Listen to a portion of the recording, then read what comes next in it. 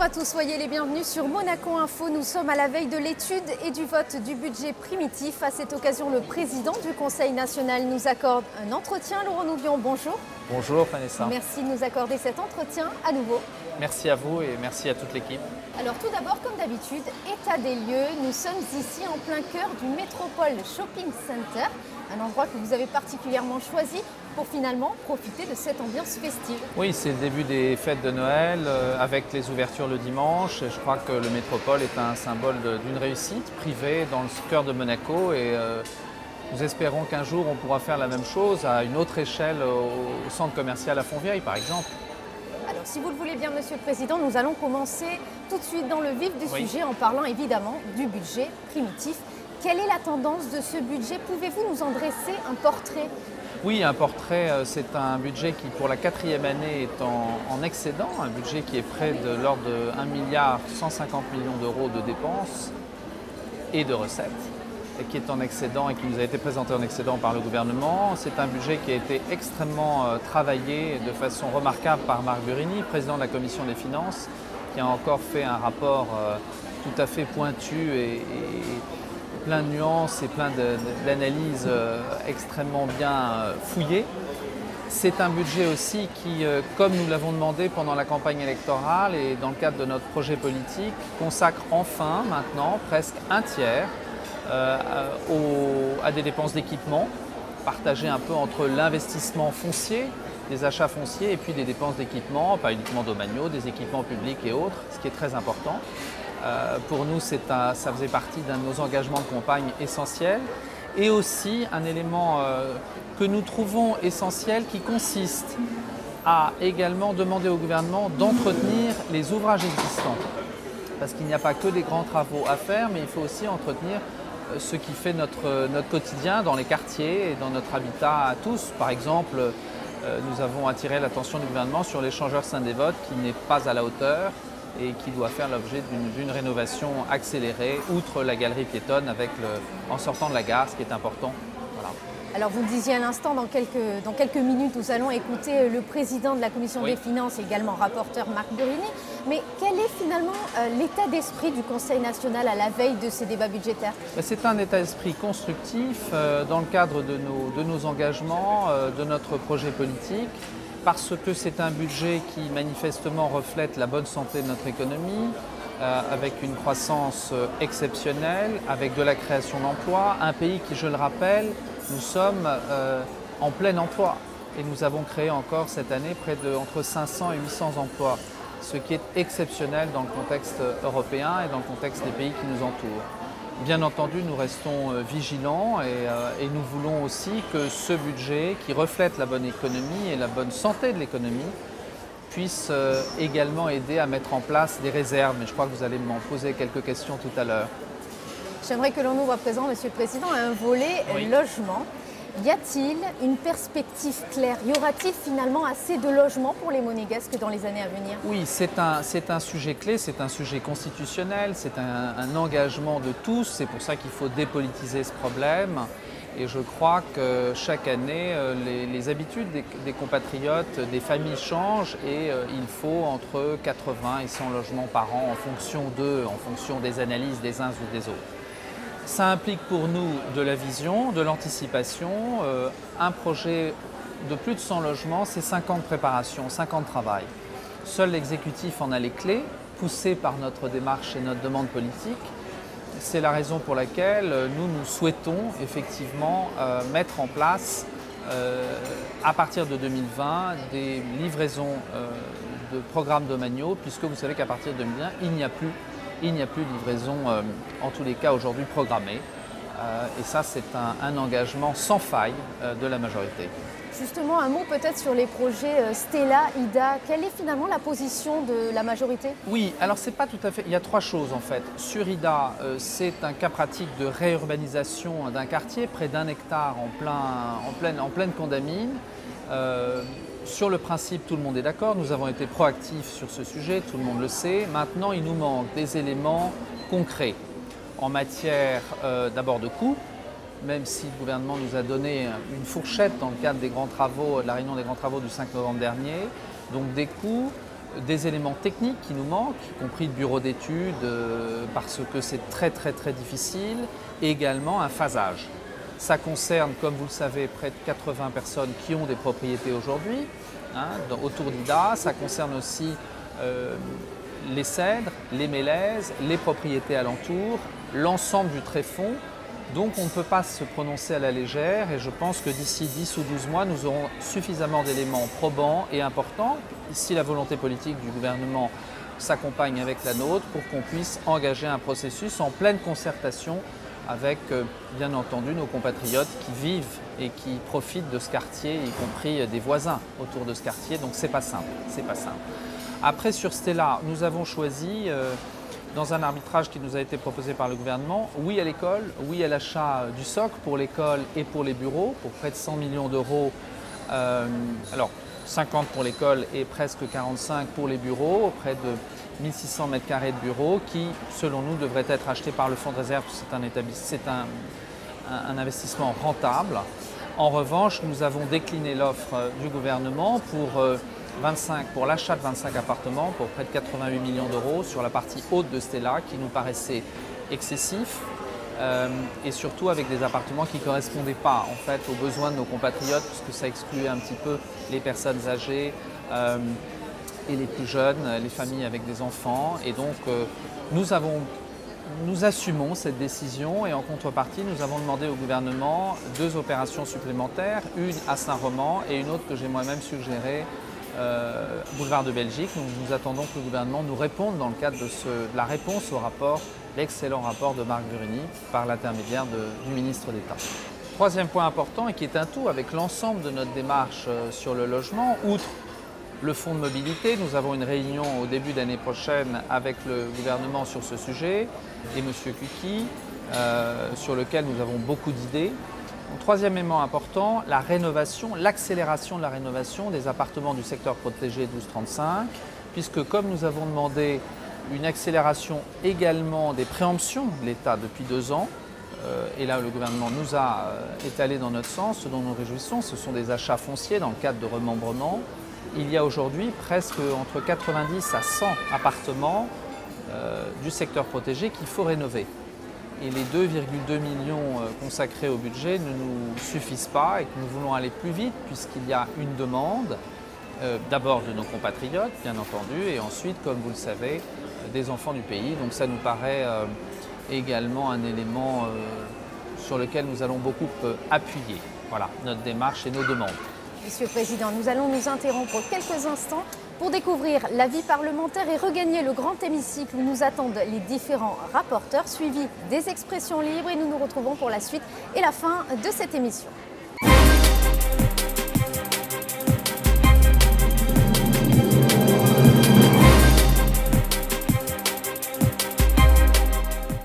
Voici les temps forts de cette vie parlementaire. Débutons à Fontvieille et plus précisément sous le chapiteau où Philippe Clérici a pris part à l'inauguration officielle de la 20e édition d'un rendez-vous toujours très attendu, le salon Monte Carlo Gastronomie.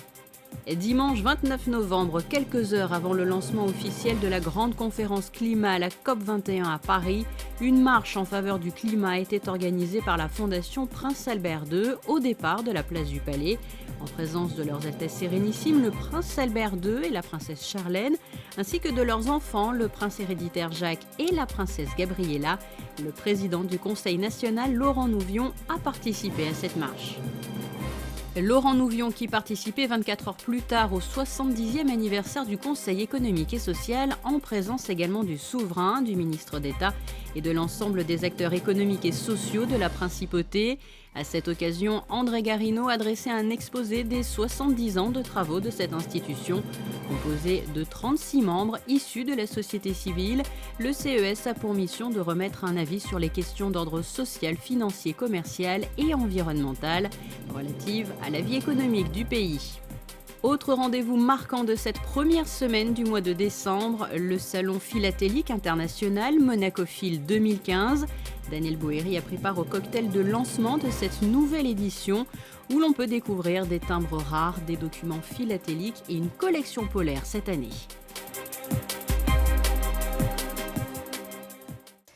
Nous avons donc rejoint le grand hémicycle. À mes côtés, Marc Burini, bonjour. Bonjour.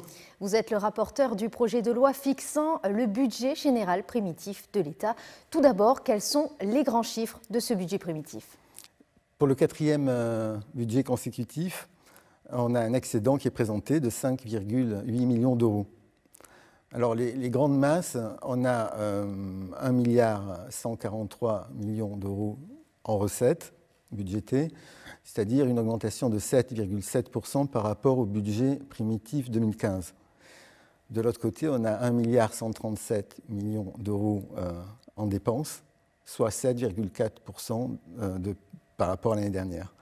Donc après, au niveau des grandes recettes, il faut souligner la part de la TVA, qui atteint cette année 580 millions d'euros, soit 55 millions d'euros de plus que le budget primitif 2015, 10,5% d'augmentation. C'est très important. Et aussi, il faut souligner que cette TVA est composée à près de 500 millions d'euros de TVA monégasque, donc qui est générée à Monaco, ce qui est une très bonne nouvelle. Peut-on dire finalement que ce budget primitif est dans la même lignée que ce budget rectificatif? Oui, que le budget rectificatif, oui. Vous savez bien qu'un rectificatif, justement, ajuste le prévisionnel en cours d'année par rapport aux chiffres réels qui sont connus, disons, à la fin du premier semestre de l'année en cours. Donc, en fait, le gouvernement s'est basé sur les bons résultats de l'année 2015 et on est beaucoup plus proche, effectivement, des chiffres du rectificatif que des chiffres du primitif de l'an dernier. On espère aussi, justement, pour l'année 2015, avoir une clôture aussi importante, un excédent, vu les bons résultats de l'économie de cette année. Alors concrètement, qu'attendez-vous de ces séances publiques? D'abord, j'aimerais dans ces séances publiques qu'on aborde des problèmes en 2016 qui devront être réglés en accord et je pense avec le gouvernement. Je citerai deux exemples. Le premier qui nous tient à cœur, c'est le maintien dans le giron de l'État des locaux domaniaux, locaux à usage commercial ou de bureau. Il y a une espèce de dérive qui s'est faite depuis quelques années où par le biais de vente de parts de SARL, ces locaux ont quitté leur destination. Donc, dès janvier 2016, avec le gouvernement, on va travailler sur des solutions innovantes dans ce domaine. La deuxième chose, une approche méthodique, je ne sais pas, on ne l'a pas encore évoqué, mais nous avons sur ce budget encore 363 millions de dépenses, nos dépenses d'investissement. Vous savez, je crois que les Monégasques, les résidents voient les grands travaux à Monaco.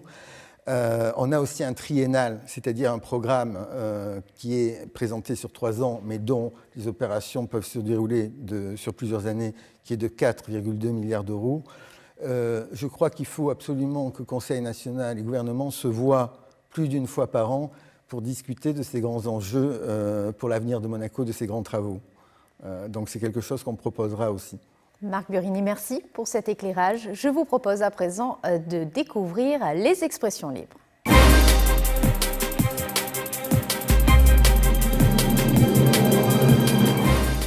Lors des discussions du budget rectificatif d'octobre dernier, la majorité Horizon Monaco avait pour priorité d'obtenir de la part du gouvernement la tenue d'une table ronde réunissant tous les acteurs concernés sur le problème de la circulation et de la mobilité. Grâce à l'implication de chaque élu et de notre président, c'est chose faite. Nous avons obtenu pour janvier prochain de rencontrer le gouvernement afin de lui poser les questions et de leur faire des propositions. Tout d'abord, la question du phasage des travaux. On ne peut pas tout faire en même temps. Une organisation plus rationnelle des grands chantiers doit être organisée et mise en place. La croissance de Monaco s'accompagne inévitablement de la croissance démographique. Alors il faut anticiper, afin d'éviter que la qualité de vie des résidents se dégrade. De nombreuses questions trouveront, j'espère, autour de cette table ronde des réponses concrètes, que chacun des acteurs ait la volonté de faire des propositions afin de trouver des solutions concrètes et viables à long terme. La priorité d'Horizon Monaco est le développement harmonieux de la principauté dans le respect de ses résidents et non pas un développement cacophonique. L'année 2016 sera une nouvelle année de succès pour la culture. D'abord, un petit rappel. Le budget de la culture, c'est 6% à peu près du budget national, ce qui n'est pas rien. En effet, la culture, c'est d'abord un investissement pour l'attractivité. Ensuite, l'année 2016 va permettre la novation de 2 événements. Le premier, c'est la loi, enfin, sur la préservation du patrimoine national, qui se caractérise d'abord par la création de l'Institut du patrimoine, placé directement sous l'autorité du ministre d'État. Sa vocation est triple. Proposer au gouvernement une politique patrimoniale qui s'appuie sur l'histoire, la modernité aujourd'hui et la valorisation du patrimoine demain. En appliquant le principe, nous héritons du patrimoine de nos parents et nous empruntons le patrimoine des générations futures. Bien sûr, c'est la Nuit blanche de Monaco qui aura lieu le 29 avril 2016.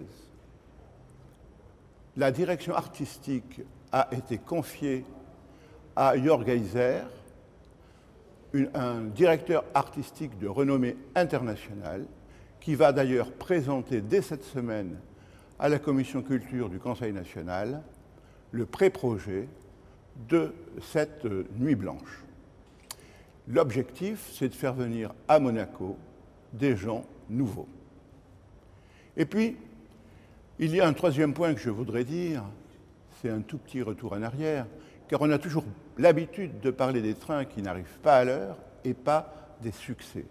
Je voulais parler de la maison des associations de la Casa dei Soci. Elle a été vraiment un point important, puisque c'est d'une part l'instigation du Conseil national, ensuite repris par le gouvernement et enfin appliqué par la mairie. Et je vais vous dire que c'est un vrai succès, puisque en 15 mois d'existence, près de 10 000 personnes ont fréquenté cette maison des associations. Alors je voudrais dire bonjour à tous. Je voulais revenir sur la proposition de loi numéro 220 sur l'aide nationale à la famille. Je tiens à remercier Béatrice Fresco-Rolfo et la Commission des droits de femmes et de la famille de m'avoir permis d'être le rapporteur de cette proposition de loi, puisque malgré la polémique qu'il y a eu lors de la séance publique du 30 novembre dernier, je trouve que ce texte, voté à l'unanimité des conseillers nationaux présents, je me permets de le souligner, nous a permis de parler d'un manque dans la législation concernant les enfants monégasques. Je rappelle que ce texte permettra à certaines familles monégasques qui ne peuvent pas bénéficier d'allocations familiales d'en bénéficier, même s'ils travaillent en France, même s'ils ne sont pas attributaires d'un régime de CCSS ou de SPME.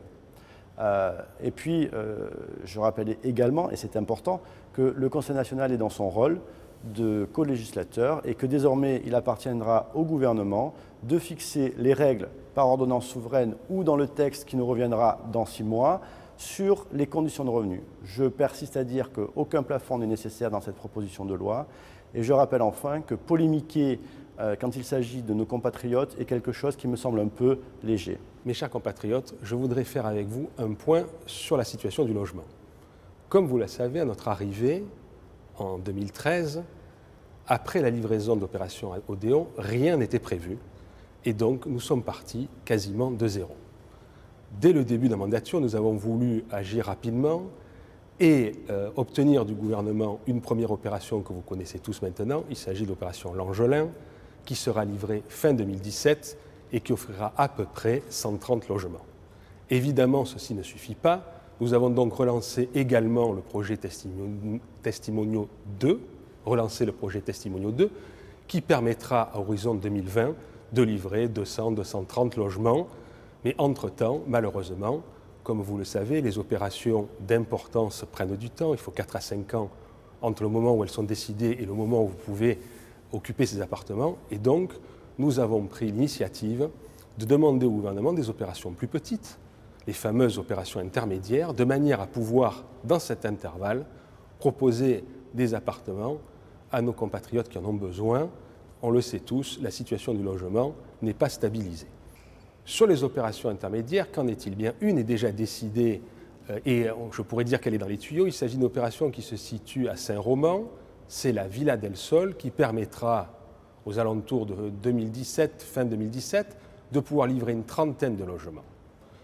Une autre opération voisine de celle-ci est en cours de finalisation.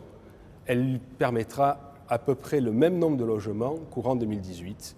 Une troisième opération est également prévue, mais ce coup-ci du côté du boulevard de Belgique, et permettra également de livrer 20-30 logements. Et enfin, nous sommes en train d'étudier une quatrième possibilité à la Condamine.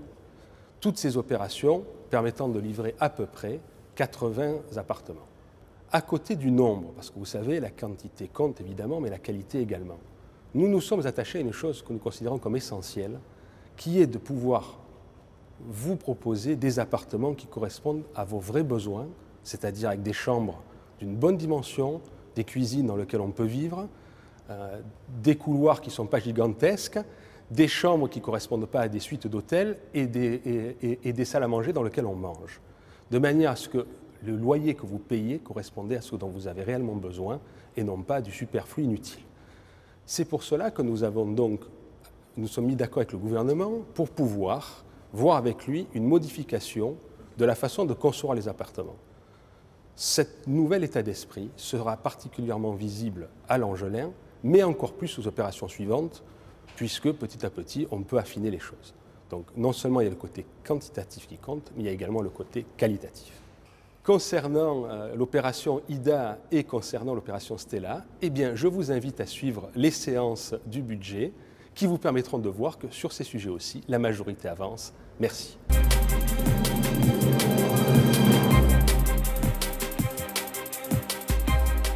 Mes chers compatriotes, le prince Albert vient de me faire un grand honneur en me demandant de l'accompagner au sein de la délégation officielle de notre principauté à la COP 21. J'y ai bien évidemment représenté l'ensemble des élus du Conseil national en tant que président de la commission Environnement et Cadre de vie. Au sein d'une immense organisation rendue fragile par les récents attentats survenus à Paris, j'ai pu mesurer l'importance de la prise de parole du chef de l'État dans un domaine qui anime son action depuis 3 décennies. Aussi petit soit-il, notre État bénéficie du principe « un État égale une voix ». Et la portée de son message est d'autant plus forte qu'elle s'appuie sur un engagement personnel sans faille. Dans ce contexte, Monaco doit se montrer exemplaire. Des engagements forts ont été arrêtés. Réduire de 50% nos émissions de gaz à effet de serre d'ici 2030, puis atteindre la neutralité carbone en 2050.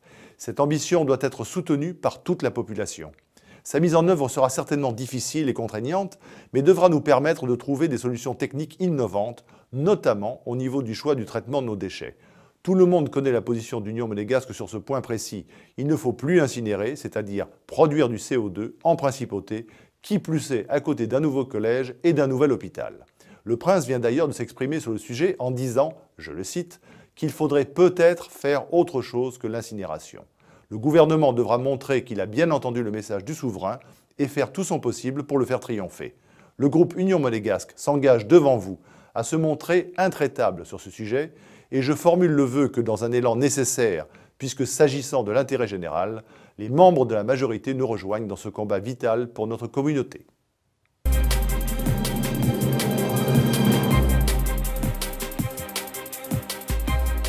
Chers compatriotes, la priorité nationale n'est pas le seul combat que nous menons.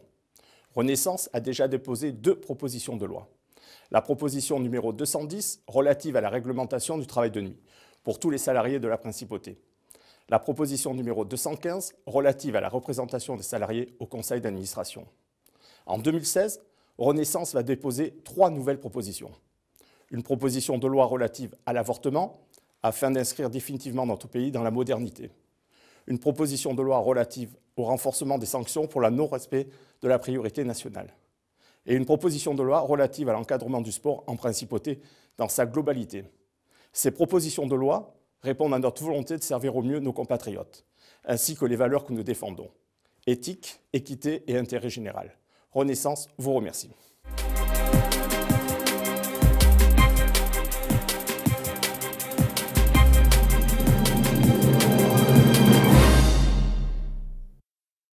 Monsieur le Président, nous allons reprendre cet entretien en nous intéressant plus précisément à des dossiers qui seront au cœur des discussions à l'occasion de ce budget primitif.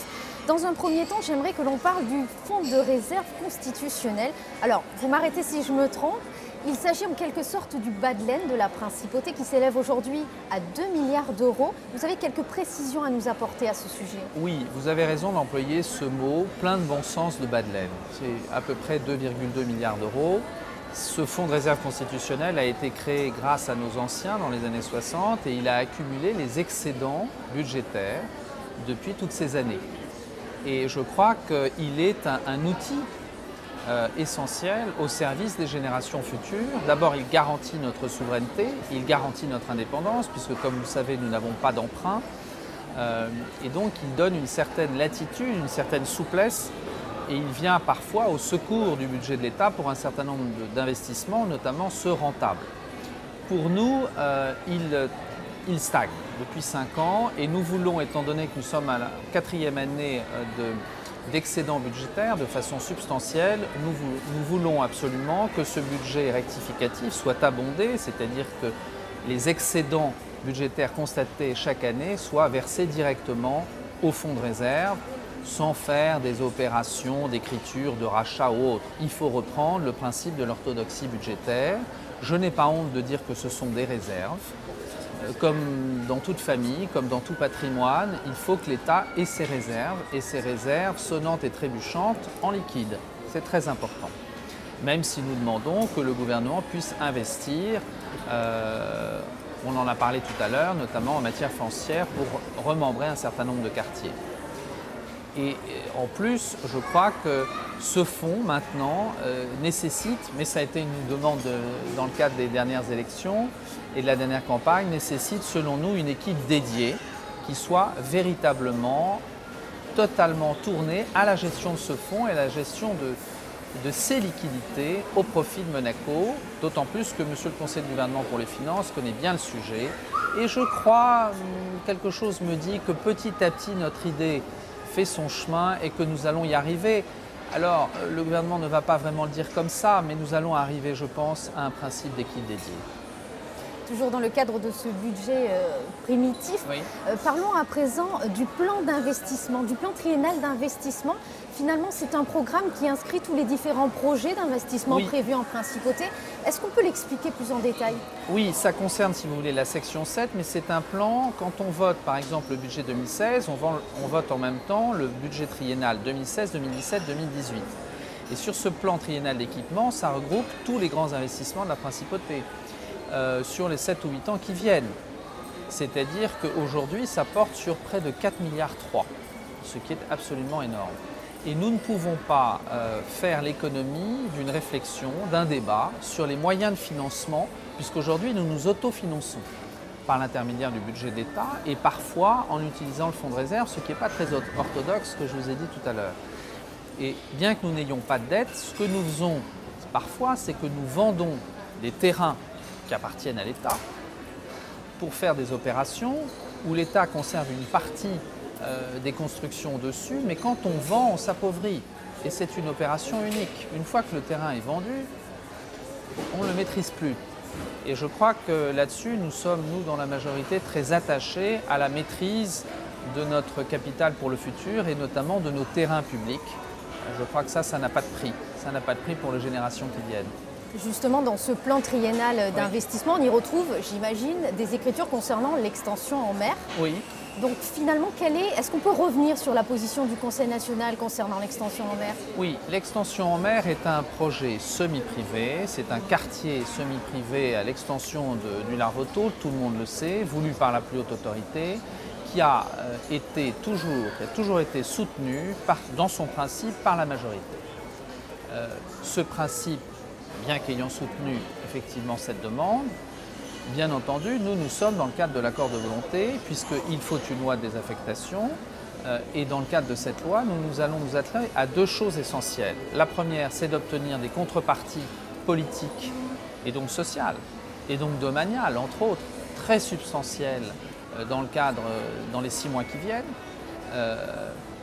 puisqu'au mois de juin, vraisemblablement, nous programmons la discussion sur ce projet de loi essentiel. Et deuxième point, sur le contenu même technique du projet de loi, nous voulons aussi essayer d'entourer le maximum de garanties ce projet, y compris de garanties financières et de garanties pour Monaco, pour la principauté, et aussi pour les opérateurs, pour que la loi soit bien rédigée et qu'elle puisse être un élément rassurant, y compris pour ceux qui décident et qui ont décidé d'investir à Monaco dans notre futur, puisque nous sommes tous, et particulièrement moi, confiants dans le futur de Monaco. C'est une preuve supplémentaire.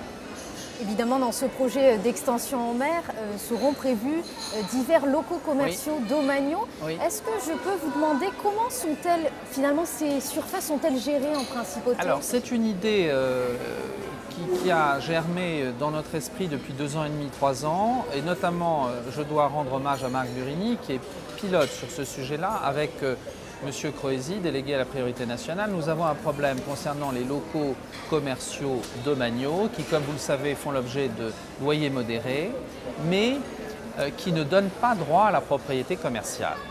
Et par l'intermédiaire d'achats qui passent par des personnes morales, un certain nombre de gens contournent ces règles et font des plus-values tout à fait répréhensibles et totalement anormales sur ces locaux commerciaux et notamment bien placés.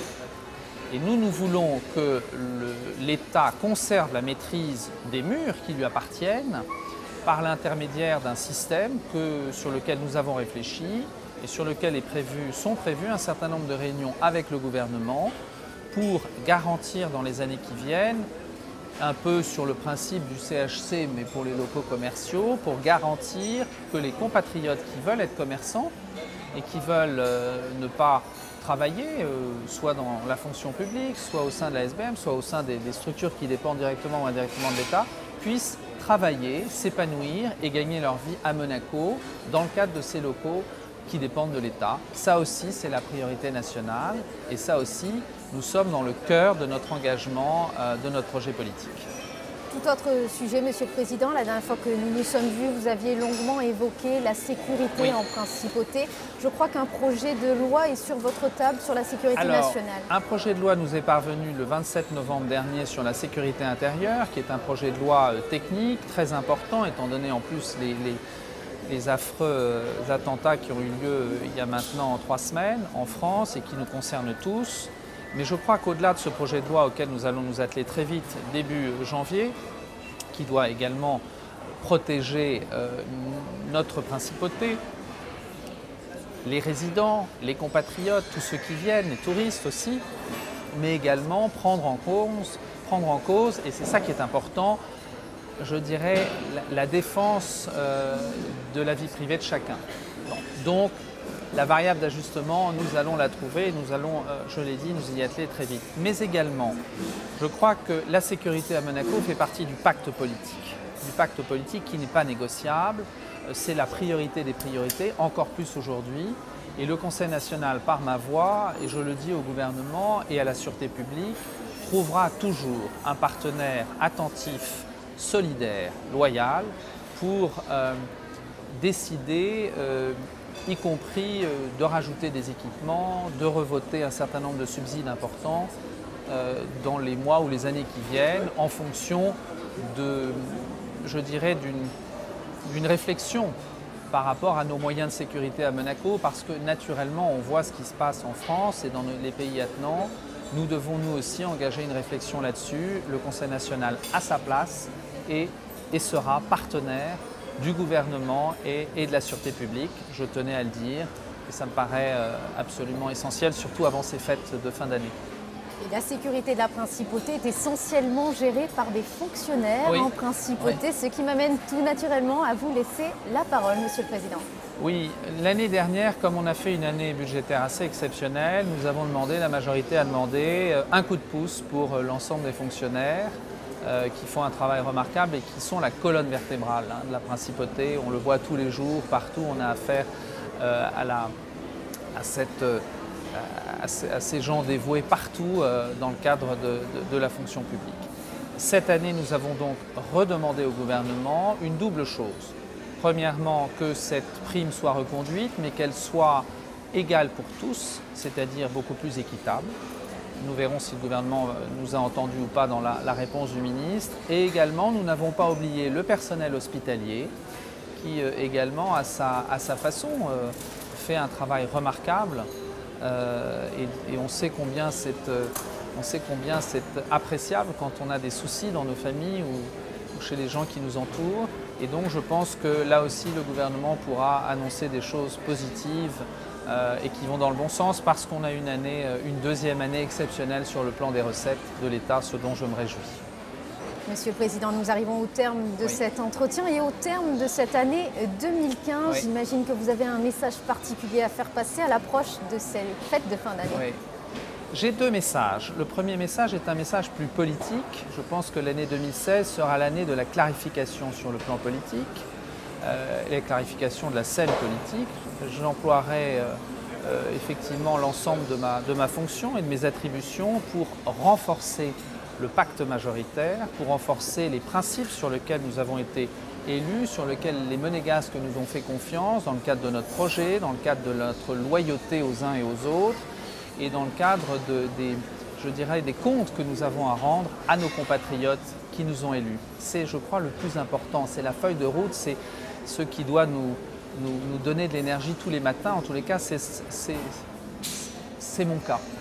Et deuxième point plus général, je crois que dans le cadre de la fin de cette année 2015, qui a été très troublée par ce qui s'est passé chez nos voisins et nos cousins français et nos amis français, on est dans un monde troublé. On est dans un monde troublé où les choses changent, où les repères changent aussi, et que plus que jamais, nous avons ici un modèle politique, économique, social, un modèle de cœur qui nous lie à la famille princière, à la personne du prince, et une unité sacro-sainte qu'il faut perpétuer, qu'il faut protéger. Ça ne nous empêche pas d'avoir des débats internes avec le gouvernement, avec lequel nous ne sommes pas toujours d'accord. Ça ne nous empêche pas aussi d'avoir des querelles et des discussions politiques internes entre compatriotes. Bien sûr, c'est normal, c'est la vivacité démocratique qui s'exprime. Mais je crois que ces vœux, c'est l'occasion de souhaiter d'abord au prince souverain, à la princesse Charlène, aux enfants qui ont 1 an, tous nos vœux, ainsi que l'ensemble de la famille princière, nos vœux déférents et respectueux pour cette année, et puis à l'ensemble des compatriotes, des résidents, parce que finalement, je pense que ce qui est le plus essentiel, c'est de se retrouver en famille pendant ces fêtes. C'est là l'important et l'essentiel, donc que l'ensemble des compatriotes et des résidents en profitent, vous aussi, l'ensemble de l'équipe, et puis j'espère vous retrouver l'année prochaine tous en forme. Voilà. Merci beaucoup, Monsieur le Président, de nous avoir accordé à nouveau cet entretien. Merci à vous et encore merci à toute l'équipe et pour toute l'année 2015 de cette collaboration fructueuse. Merci. Et j'invite donc les téléspectateurs à suivre dès ce lundi soir l'ouverture des séances publiques concernant le budget primitif, à suivre en direct sur Monaco Info dans son intégralité et sur le site du Conseil national. Merci de nous avoir suivis.